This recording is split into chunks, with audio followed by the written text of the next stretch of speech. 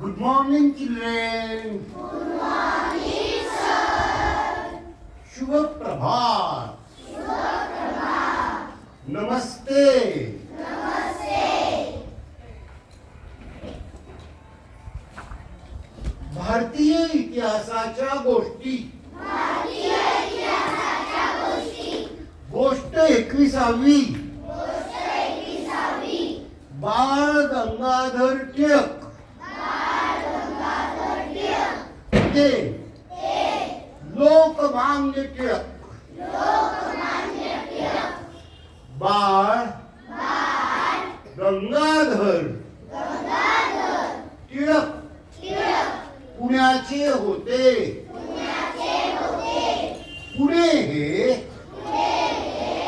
शिक्षणाचे माहेरघर. शिक्षणाचे माहेरघर. तीनदा म्हणायचंय. पुणे हे शिक्षणाचे माहेरघर. शिक्षणाचे माहेरघर. पुणे हे शिक्षणाचे माहेरघर शिक्षणाचे माहेरघर म्हणून ओळखले जाते.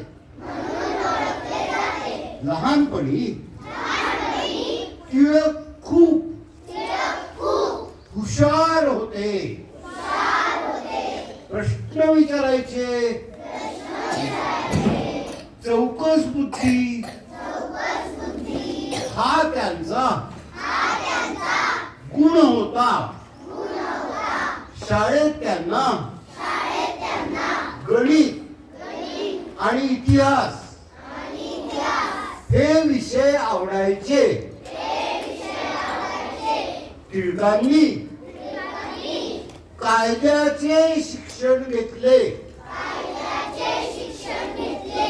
पण पैसे कमवण्यासाठी वकिली व्यवसाय केला नाही. कायद्याचं ज्ञान त्यांनी लोकांना न्याय मिळावा म्हणून वापरलं. भारताचा इतिहास वाचताना त्यांना एक गोष्ट खटकायची. आपला देश गुलाम का आहे? त्या काळात इंग्रज राज्य करत होते. सामान्य माणूस दुःखी होता. शेतकरी कामगार यांच्यासाठी कोणी बोलत नव्हते. टिळकांच्या लक्षात आले हीच वेळ आहे आवाज उठवण्याची. मी गप्प बसणार नाही असं त्यांनी ठरवलं. त्यांनी केसरी वर्तमानपत्र सुरू केलं. निर्भयपणे सत्य लिहिलं. त्यांचा आवाज भारतभर पोचला. लोक जागे होऊ लागले. लोकमान्य टिळक काँग्रेसचे अध्यक्ष झाले. स्वातंत्र्य लढ्याला खरी सुरुवात झाली. दादाभाई नौरोजी, गोपाळ कृष्ण गोखले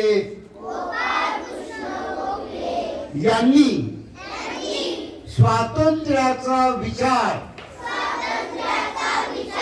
रुजवला होता. टिळकांनी त्या विचारांना धाडस आणि लढ्याची दिशा दिली. टिळकांनंतर गांधीजी, नेहरू, सुभाषचंद्र बोस यांनी लढा पुढे नेला.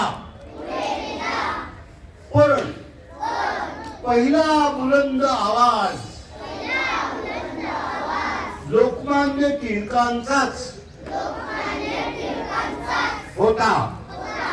गणपती उत्सव, शिवजयंती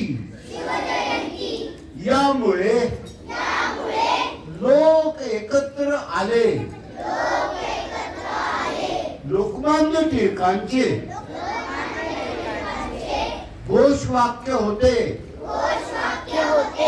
स्वराज्य हा माझा जन्मसिद्ध हक्क आहे आणि तो मी मिळवणारच. अजून दोनदा म्हणायचं हे, स्वराज्य हा माझा जन्मसिद्ध हक्क आहे आणि तो मी मिळवणारच. स्वराज्य हा माझा जन्मसिद्ध हक्क आहे आणि तो मी मिळवणारच. भारत माता की